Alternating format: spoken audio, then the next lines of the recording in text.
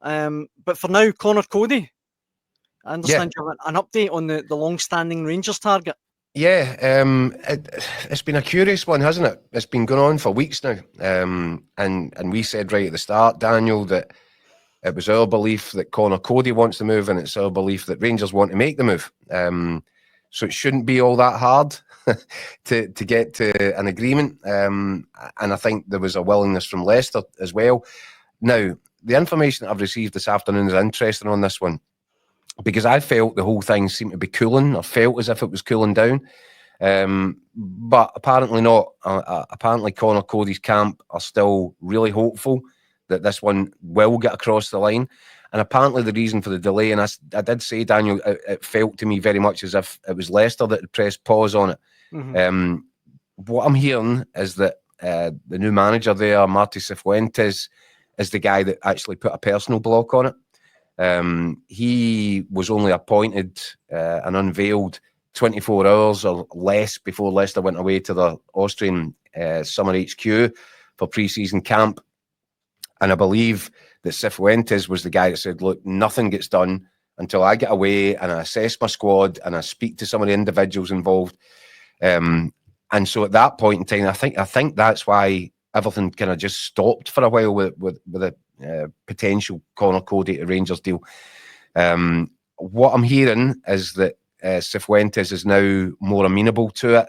I think there's a realisation that it suits all parties, and particularly Conor Coady. However, there's an extra kind of span on the works there, because over that period, Wrexham have made a bit of a push, and I think they think that they're at the table as well. The information that I'm getting still suggests that Rangers would be in the box seat if they want to press ahead with the sort of deal that I think was being discussed a few weeks ago with Conor Coady. I think that's still the one that Conor Coady wants.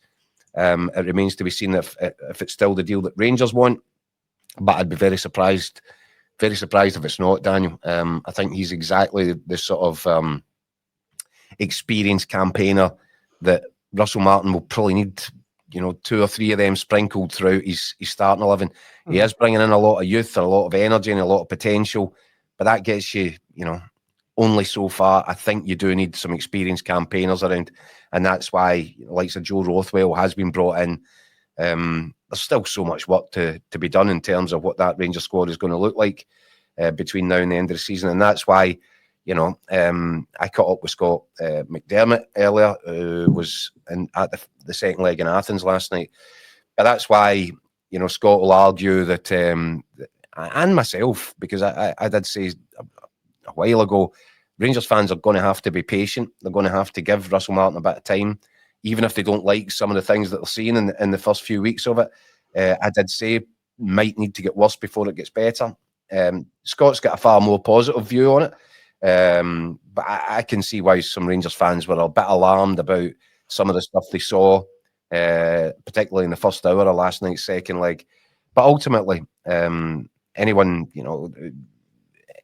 would have to acknowledge that just to get through that tie at this early stage, when there has been so much work required, both in terms of the profile of the squad and how he wants to change that, but also in terms of the playing style. There's been a lot of change, and just to get through that first tie, I think it's a big feather in Russell Martin's cap. Definitely.